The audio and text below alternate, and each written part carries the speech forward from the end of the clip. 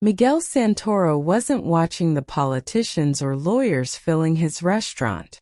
He was watching her. Isabella approached with his wine, posture perfect despite trembling hands.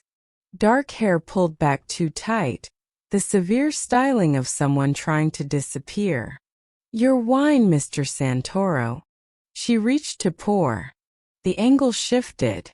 Kitchen lights hit her face. There, purple-black bruising from cheekbone to temple. Someone had backhanded her. Hard. Recently. Miguel went still. The kind of stillness that preceded violence. Isabella's eyes met his. Saw where he was looking. Horror flashed across her face. Wine sloshed across the tablecloth. "I'm sorry, I'll sit down." Quiet as death. "Mr. Santoro, I should." "I wasn't asking, Hermosa." She sat. Because powerful men's suggestions were commands. Miguel leaned close enough to see her pulse hammering. "Who touched you?" "I fell." "You didn't fall." His voice dropped. "Someone hit you. So let's skip the lies. Tell me who touched you, Isabella." For one heartbeat she almost did. Then fear won. She fled. Miguel pulled out his phone, eyes on the kitchen door. One call to set his world in motion. "Carlos. I need everything on Isabella Torres. Where she lives, who she's running from." His voice went deadly.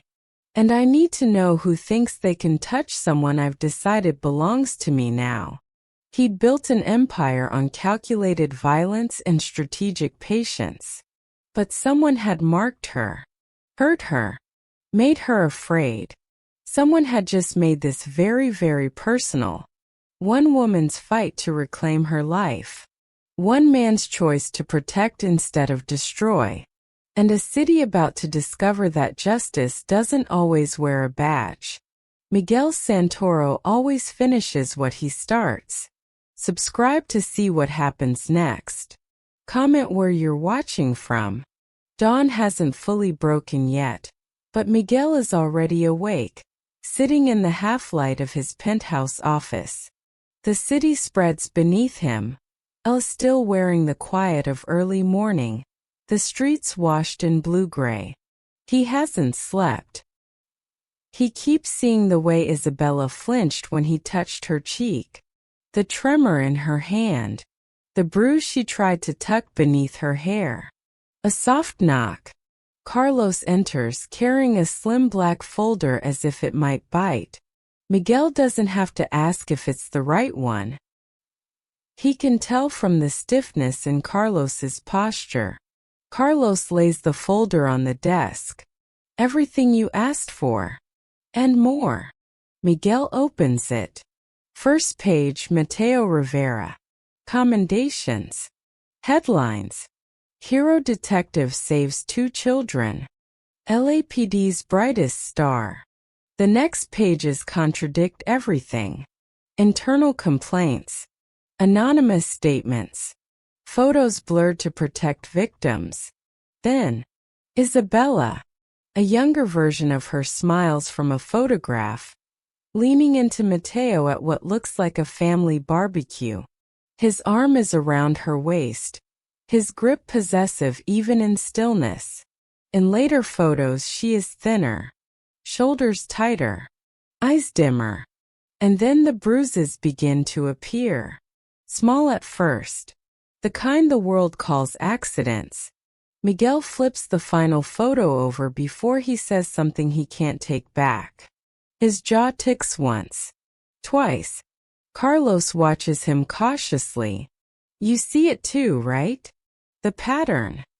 Miguel closes the folder, fingers pressing into the cover as if holding something violent in place. "I see enough," he says quietly. But his eyes say otherwise. He sees everything. Isabella hadn't always been afraid of footsteps behind her. Miguel realizes this as he stares at the photo of her and Mateo, the one where she still looked open to the world, sunlight on her cheeks, happiness unguarded. The scene plays out in his mind as if he'd been there. Mateo Rivera is charming in a way that would disarm anyone. Broad smile, uniform fitted perfectly, voice warm with certainty. He shows up at the cafe where she worked part-time, returning a wallet someone left behind. He makes her laugh. He comes back the next day. Then the next. He listens. He remembers details she didn't think she'd said out loud. He makes her feel seen. The kind of charm that becomes a cage. Miguel flips to the next page. The subtle shift. Mateo's arm around her shoulders but his hand gripping too tight. The moment he suggested, she stopped dancing because the studio wasn't safe. The way he convinced her to distance herself from friends who didn't respect him. The time he insisted she quit the job because he could take care of her. And then, the first slap. A grainy photo captures the aftermath, not the moment. A red mark blooming across her cheek, eyes wet but not crying. The kind of expression Miguel has only seen on people who learned suddenly and brutally that love can hurt. Miguel's hand curls into a fist. He forces it open. Rage is a tool, not a master. He can't lose control. Not with this. He turns another page. It's the part Carlos warned him about. Isabella standing before a judge, voice trembling but steady enough to plead for protection. Mateo sits across the room, uniform crisp, posture perfect, eyes soft with rehearsed remorse. The judge barely looks at the photos. Insufficient evidence of ongoing threat. Case dismissed. Outside, Isabella hurries down the steps, breath coming too fast. Mateo catches her arm. His smile is thin and venomous. You'll never outrun me. It's not shouted, just whispered private. A promise disguised as affection. That night she stuffs everything into a backpack and leaves. The next photo shows a motel room. New city. New hair color. Receipts from bus stations. A storage unit rental. She ran. Again and again. And every time he got close enough for her to feel breath on her neck. Miguel exhales through his teeth, the first real sign he's struggling to stay contained. Morning light finally breaks across the skyline, casting gold across the office floor. Miguel stares at the closed folder, and the scenes in his mind shift to the present. Isabella at Cielo Rojo. He remembers things he didn't know were signs at the time. The way she always scanned exits before starting her shift. How she apologized twice for mistakes she didn't make. How she froze when someone dropped a tray behind her. The quiet way she folded into herself when someone raised their voice. Pieces that meant nothing on their own. Pieces that make horrifying sense now. His jaw tightens. The bruise on her face burns behind his eyes. Carlos speaks softly. What do you want to do? Miguel stands, sliding the folder into a drawer. He closes it with a sharp final click. What the law didn't do, he says quietly. He buttons his cuffs, expression unreadable. If the law won't protect her. He steps into the daylight with purpose that borders on lethal. I will. The crack begins quietly. Isabella feels it first in the space between breaths. In the way her hands won't stay still no matter how firmly she presses them against the countertop. She wipes the same section of the bar twice, then 3 times, her mind drifting somewhere dark she can't outrun. The broken silver locket rests in her apron pocket. Always. Its jagged hinge scratches her thumb when she reaches for her notepad. A reminder of the night she ripped it from her neck as Mateo's shadow filled the doorway behind her. It used to hold a photo. Them at a pier, Her smile too bright for a future that never came. The glass shattered when it hit the floor of the motel bathroom. She never replaced it. Tonight, she touches the locket too often, like her pulse is tangled in it.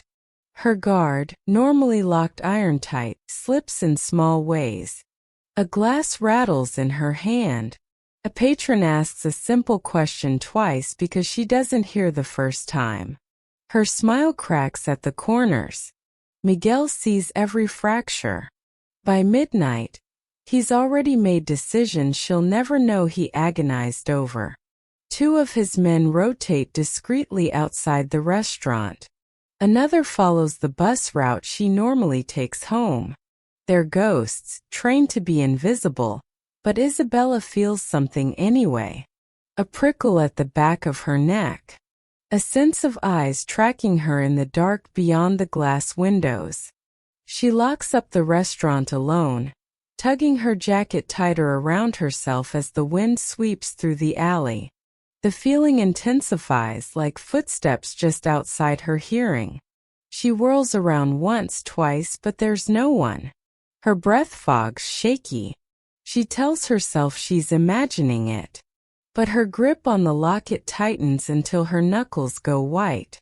Inside his car across the street, one of Miguel's guards radios quietly. She's on the move. Safe, he means. But she doesn't feel safe. She feels hunted. The next night, Isabella steps out the back door and startles. Miguel is leaning against his car, sleeves rolled up, expression carved from the kind of calm that makes her pulse skip. "I'll take you home," he says. It's not a question, yet it's not a command either. She should decline. She knows she should. Instead, she nods. Miguel drives like he's carrying something fragile. No sudden turns. No fast braking. One hand rests on the wheel, loose but controlled. The city lights reflect on the windshield, ghosting over his profile. The strong jaw, the faint scar by his temple, the eyes that seem to notice everything. When they reach her building, he circles out of the car first. He opens her door. Not out of dominance. Out of respect. Out of something gentler than she expected from a man with his reputation. "May I?"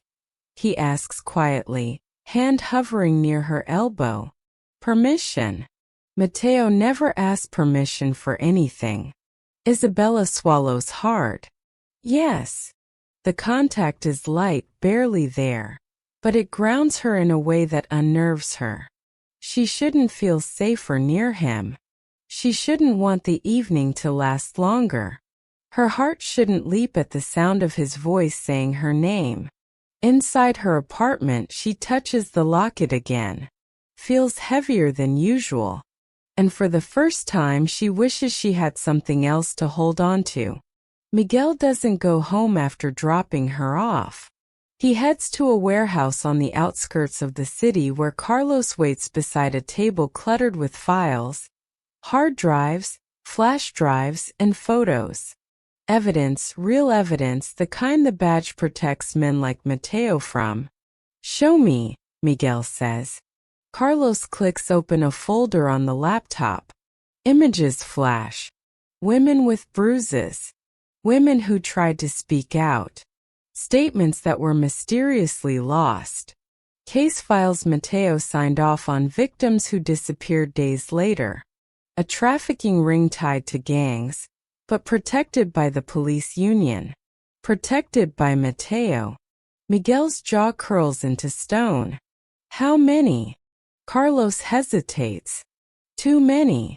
He clicks to another file. But this is the problem. A screenshot of a police database search. Mateo's access code. Isabella's full name highlighted. Recent. Aggressive. Repeated. He's actively looking for her, Carlos says. The room goes still. Miguel's body goes still with it. Then, where is he now? Carlos pulls up traffic cam footage. A dark charger. Too close to the restaurant 2 nights in a row. Too close to Isabella. Miguel inhales once. Sharp. Controlled. That's when they hear it. A faint sound from the doorway. Fabric brushing the wall. A breath caught in a throat. Isabella. She shouldn't be here. She must have followed Miguel. Or maybe she forgot something at work and saw his car. Either way, she's frozen in the hallway, eyes wide, locket clutched in her hand like a talisman. Miguel's voice drops. Isabella. He steps forward slowly, carefully. But she's already shaking her head, stepping back. No, no, please. Please what? He asks gently. Don't tell me he's close again. Not, is he close? But, he's close again. As if it's inevitable. As if her life is a loop she can't escape. A realization crashes into Miguel with the force of a blade. This isn't fear of danger. This is fear of certainty. Mateo always comes back. Isabella's knees give out. Miguel is across the room in a second, catching her before she falls. Her breath shakes against his chest. Her fingers curl into his shirt. Her voice is a tremor. I can't do this again. Miguel holds her tighter, not in possession but in promise. Then you won't, he says. But Isabella has heard promises before. And this time she's terrified of believing one. Isabella stands in Miguel's office doorway, breath hitching as she clutches the broken silver locket so tightly its jagged edge bites into her palm. You can't protect me from him, she manages, her voice cracking like thin ice. Miguel doesn't rise, doesn't posture. He just looks at her with a raw honesty that steals the strength from her anger. Maybe not, he says quietly, but I'm not letting you face him alone. For a heartbeat, she almost tells him everything. Every bruise, every night she slept with the lights on. But fear coils around her throat, dragging the words back down. Later, long after the guests are gone, Isabella wipes down empty tables beneath the soft amber lights of Cielo Rojo.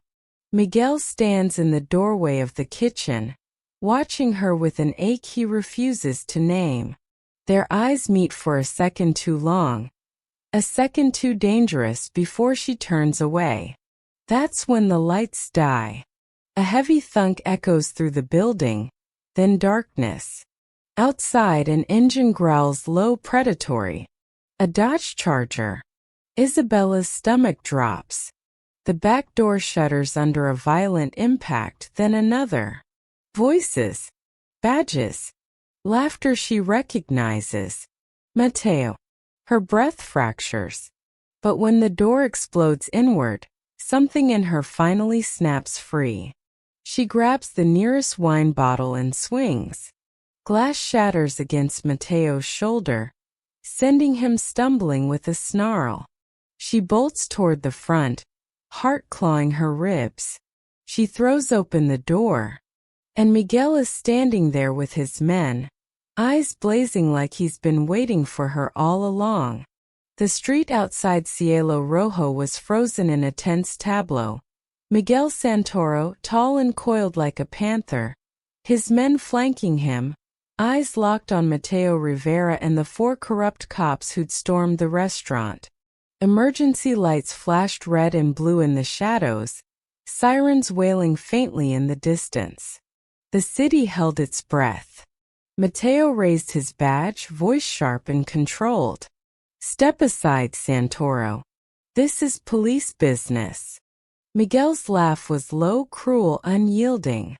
Police business? He echoed, stepping forward.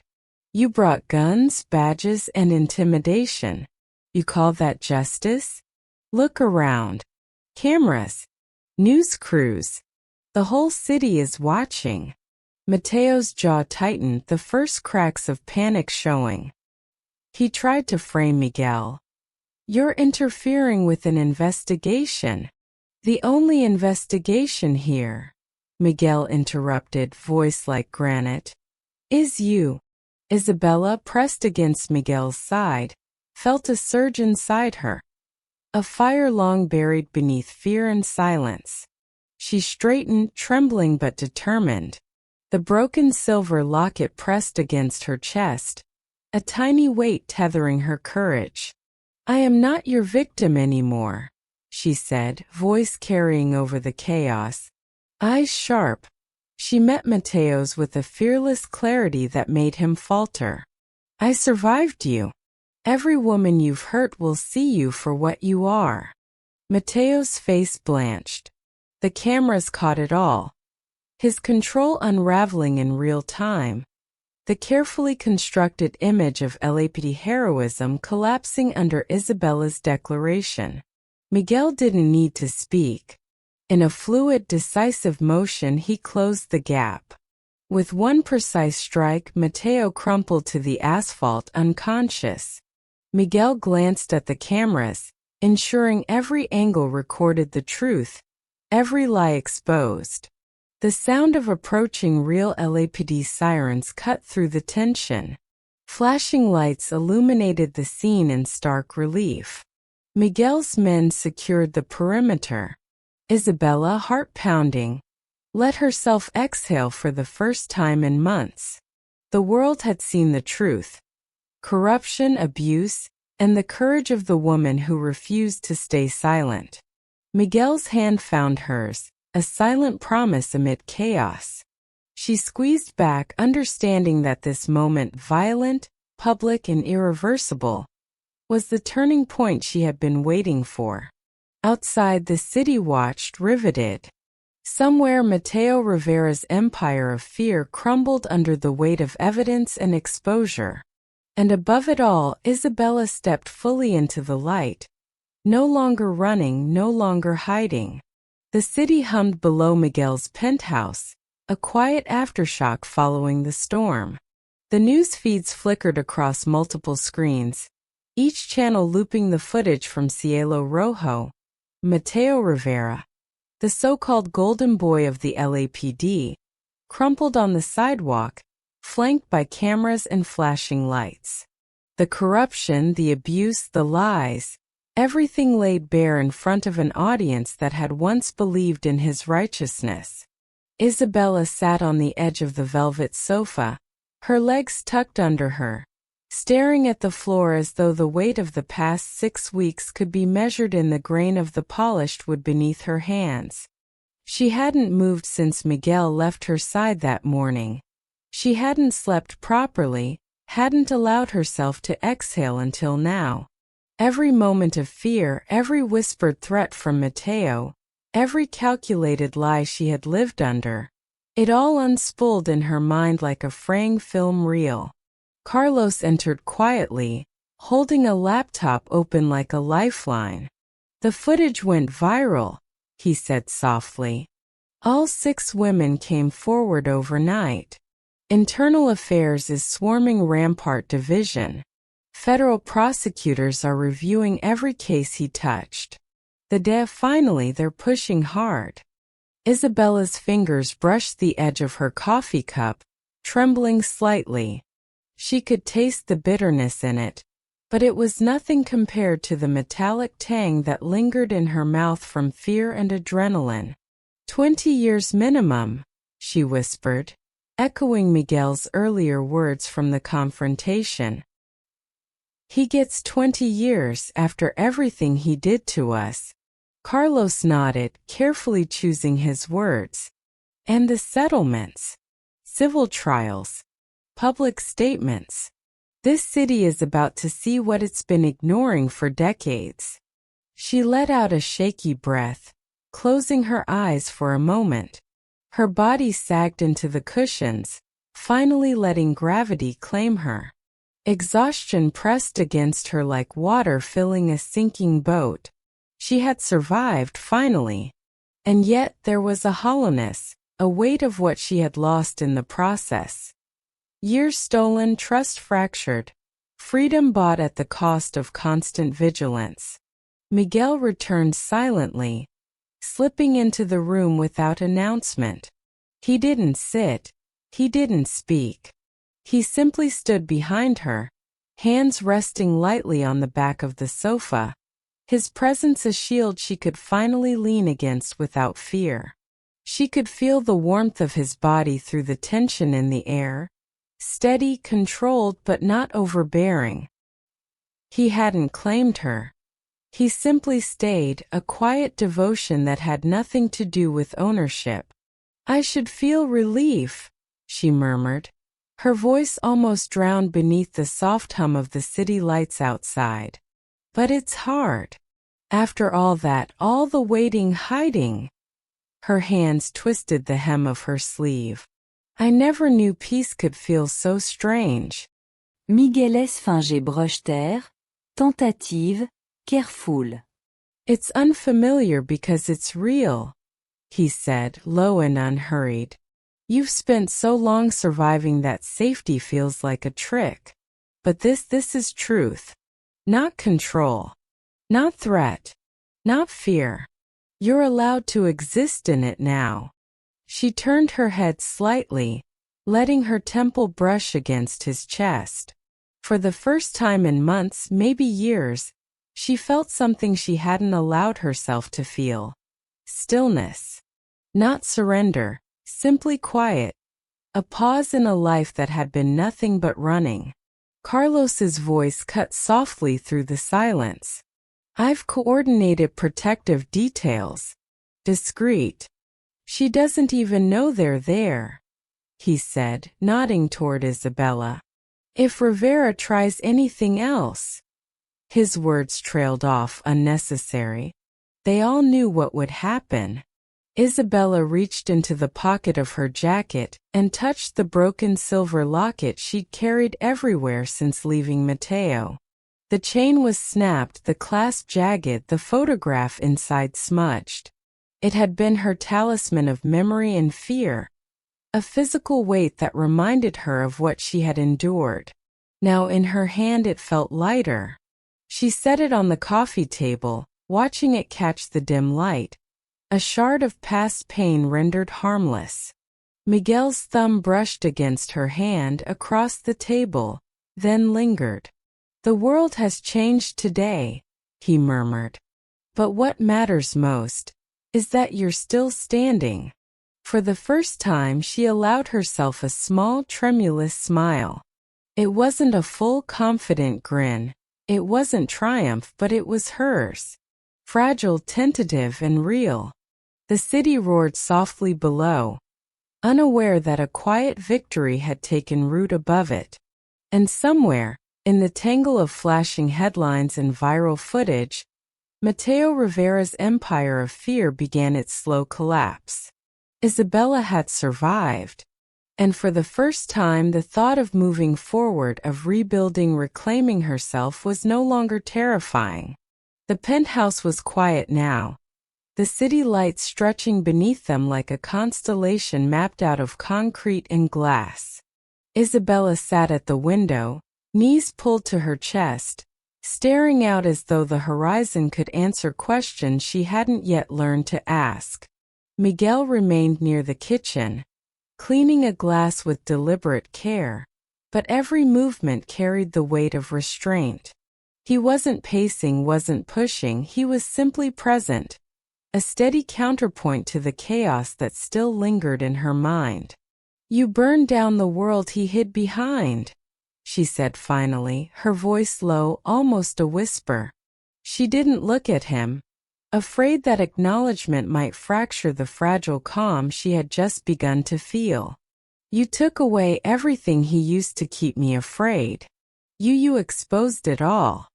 Miguel set the glass down gently, his fingers lingering on the countertop. "I didn't burn it down," he said quietly. "I just lit the matches. Every law I broke, every corner I pushed, it was legal. I worked within the system, not outside it. Because of you." His gaze held hers now, not demanding gratitude, but conveying a truth she hadn't allowed herself to see. He had acted because her survival mattered more than anything else. The weight of it settled on her chest, pressing down like the first breath after drowning. All the fear, all the nights spent counting exits, all the whispered threats, none of it had been for nothing. And yet, the bruise on her arm, fading but persistent, reminded her that survival was not synonymous with healing. Miguel stepped closer, his hand hovering, then brushing hers as he gently traced the mark. "Remember?" he asked softly, reverence threading his voice. "The first time I saw it, I wanted to crush him with my own hands. But I didn't, because you needed your strength intact, not my vengeance." Isabella flinched slightly, but this time not from fear. She allowed herself to feel the weight of her own courage, of every choice she had made to endure, to survive, to outlast. The bruise had been a symbol of what she had lost, but Miguel's touch transformed it into something else. Acknowledgement, respect, and a quiet testament to her endurance. I almost didn't leave him," she admitted, voice cracking. "I thought I could fix him, that I could make him love me without fear. But leaving was the first act of power I ever claimed for myself. And now," her hands tightened into fists resting on her knees, "now I see that power can be used to change everything, not just survive it." Miguel nodded, a small, approving tilt of his head. "Power isn't about revenge. It's about choice, about reclaiming what was stolen." Her eyes dropped to the broken silver locket on the coffee table. The jagged edge glinted in the city light, fractured but intact.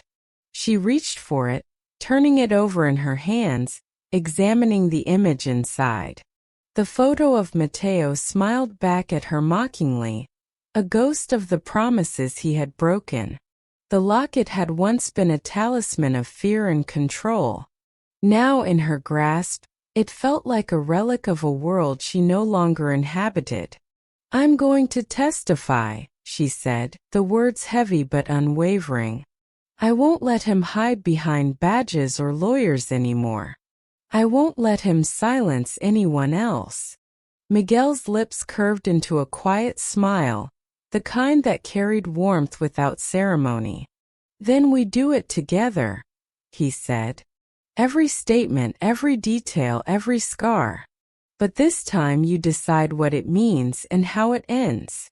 She exhaled slowly, releasing the breath she hadn't realized she had been holding. Her shoulders relaxed, and for the first time in years, the weight on her chest lifted, if only slightly.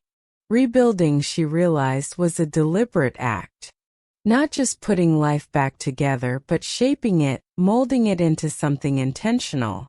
She glanced at Miguel, his presence steady, unwavering, yet never suffocating.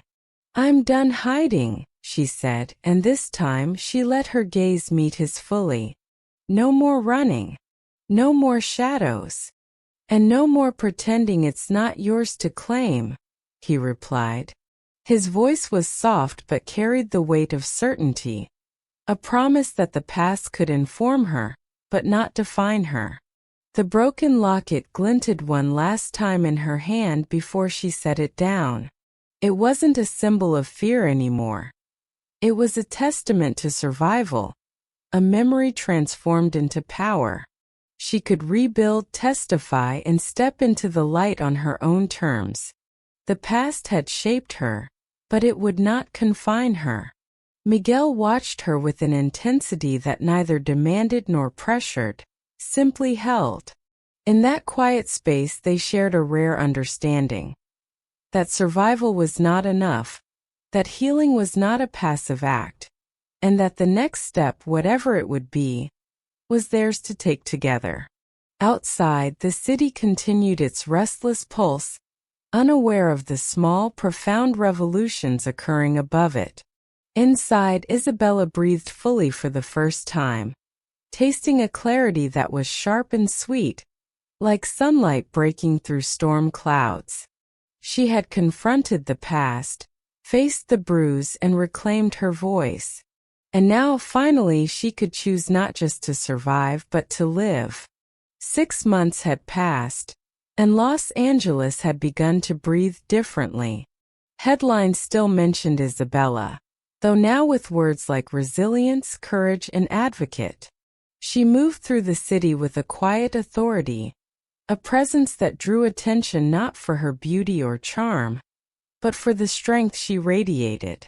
Offices of women's shelters, community centers, and advocacy groups knew her face, and she knew their struggles in turn. Mateo had been sentenced, his influence finally dismantled, the weight of his corruption spilling into court records and news reels. Isabella watched the trials end on her phone, a sense of calm settling in her chest, a feeling she had long thought impossible. Miguel had changed too. His operations had shifted away from shadows and whispers, toward ventures that were risky but legitimate, controlled, and above all steady. He was no longer untouchable in the lawless sense, but he had learned that stability was its own form of power.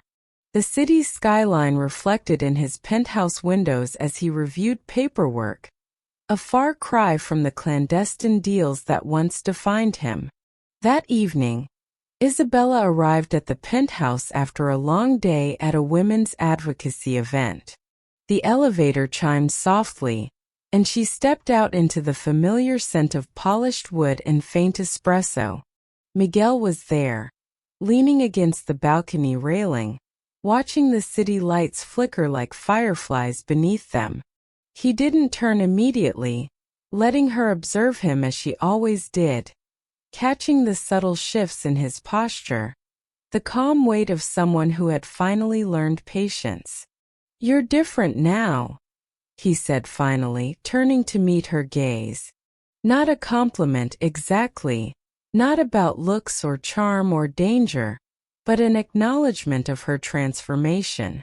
She smiled softly, letting the warmth fill the space between them. "You've changed too," she replied. "It's not just about surviving anymore." He approached her slowly, careful not to startle, careful in a way he never had to be before. His hand brushed hers lightly, and for a moment, the world outside the penthouse disappeared. She noticed the little things, the softness in his eyes, the deliberate caution in his touch, the way he gave her space but never let her feel alone. She had seen his strength in storms before. Now she saw his honesty, his devotion, the depth beneath the fire.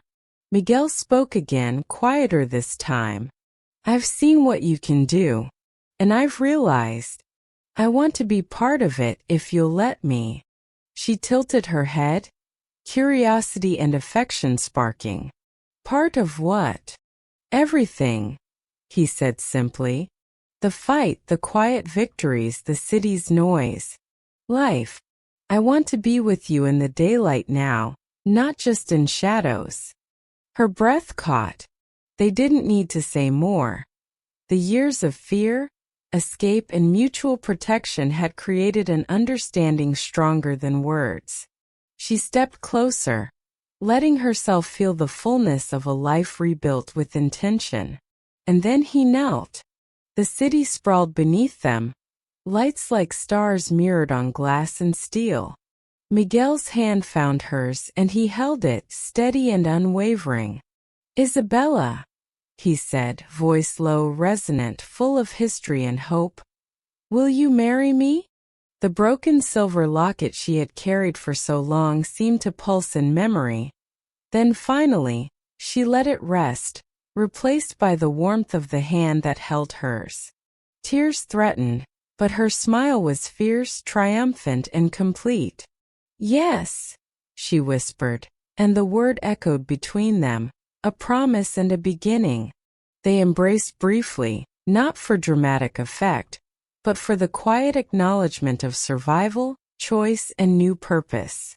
The city continued to hum beneath them, unaware that two of its survivors had transformed their pain into power, their fear into connection, and their shared history into a foundation for what came next.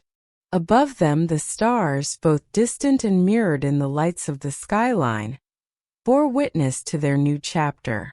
Isabella stood on the balcony of Miguel's penthouse, watching Los Angeles sprawl beneath her like a constellation of second chances. The city that had nearly destroyed her. The city where she'd found salvation in the arms of its most dangerous man. The ring on her finger caught the fading sunlight. Simple platinum single diamond. Not flashy. Not meant to announce ownership. Just a promise that power could protect instead of destroy. Behind her, Miguel ended a phone call. Business. Always business. The empire didn't run itself, even when he was trying to go legitimate. But when he joined her at the railing, his attention belonged completely to her. Rivera's sentencing was today, he said quietly, his arm wrapping around her waist with the kind of casual possession she'd learned to crave rather than fear. 23 years. Federal prison. Good. She felt nothing. No satisfaction, no vindication. Just closure. The kind that came from surviving hell and choosing to build heaven from the ashes. The other women testified at the civil trial. Cities paying out millions in settlements. Half of Rampart Division is under investigation. Miguel's voice carried quiet pride. You started an avalanche, Hermosa. We started it. She leaned into his strength, the kind that had learned to be gentle for her. I wouldn't have survived without you. You would have. His certainty was absolute. Maybe not as quickly. Maybe not as whole. But you're a survivor, Isabella. I just made sure you lived long enough to remember it. They stood in comfortable silence as dusk painted the sky in shades of amber and rose. Isabella thought about the woman she'd been 6 months ago. Terrified, hiding behind makeup and careful angles, convinced she deserved the violence that found her. That woman felt like a stranger now. I testified before the city council today, she said, about domestic violence resources. Police accountability, making sure badges can't be used as weapons against victims. She paused, feeling his attention sharpen. They want me to run a new advocacy program. Full-time position. Good salary. Real resources to help women escape what I escaped. Miguel turned her to face him, his dark eyes searching hers. You'd be incredible at that. But it means staying visible. Being public. Rivera has friends who might. Let them try. Steel wrapped in silk. I'm not hiding anymore, Miguel. I'm not making myself small to stay safe. If I learned anything from you, it's that power exists to be used. And I've got power now, the power of survival, of testimony, of refusing to stay silent.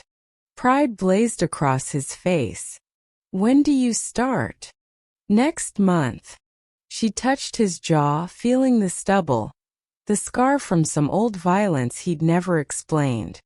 But this life, your life, I can't run a legitimate advocacy program while being connected to organized crime. People will use it to discredit everything I'm trying to build. I know. His answer didn't surprise her anymore. Miguel had always been honest, even when honesty was ugly. Which is why Carlos has been shifting operations for 3 months. More legitimate businesses. Cutting ties with anything that could blow back on you. You're going straight? For me. I'm evolving. For us. He corrected gently. I'll never be completely clean, Hermosa. But I can be clean enough that your work doesn't suffer because of who you love. Clean enough that when people look at you, they see Isabella Torres the advocate, not Miguel Santoro's girlfriend. Love. He said it so casually now, like it was obvious, like there had never been any question. I love you too, she whispered. Even though it's terrifying and complicated, and probably still a little bit insane. The best things usually are. He kissed her slow, deep, the kind of kiss that still made her forget to breathe. When he pulled back, his expression had shifted to something vulnerable. Marry me. She blinked. What? Not because you need protection. Not because you're afraid to leave. His hands framed her face with infinite gentleness. Because I need your strength as much as you needed mine. Because together we're better than apart. Because I want the whole city to know you're mine and I'm yours. Not as possession but as choice. He pulled a small box from his pocket, the ring already on her finger, but the gesture still needed. I've been carrying this for 3 months, waiting for the perfect moment. Then I realized there's no perfect moment. Just moments we choose to make matter. Isabella looked at the ring catching light, at this dangerous man on his knees, at the city sprawling beneath them like proof that survival was possible. Yes, she said, fierce and certain. Yes, I'll marry you. Yes, I choose this. Yes to all of it. When he stood and lifted her off her feet, she laughed, free and genuine. The sound of a woman who'd walked through fire and emerged tempered rather than broken. They stood together as night fell, the city transforming into a sea of lights below them. 2 survivors who'd found each other in the darkest places and chosen to build something luminous from the wreckage. Isabella thought about the broken locket she'd thrown away 3 months ago. The one Mateo had given her, claiming it symbolized his heart. She'd kept it too long, mistaking sentiment for loyalty. Afraid that leaving meant admitting she'd wasted 3 years on a monster. Now she wore Miguel's ring instead. Not a replacement. A transformation. We're going to shock this entire city, she murmured against his chest. Good. His voice rumbled with satisfaction. Let them be shocked. Let them see that monsters can choose gentleness. That victims can become warriors. That justice doesn't always wear a badge. He tilted her chin up, his eyes dark with promise. Let them see that the most powerful act of rebellion is refusing to stay broken. Isabella looked out over Los Angeles, the city that had tried to destroy her, that Miguel had nearly burned down to keep her safe. Somewhere down there Mateo Rivera sat in a cell. His empire of violence finally collapsed.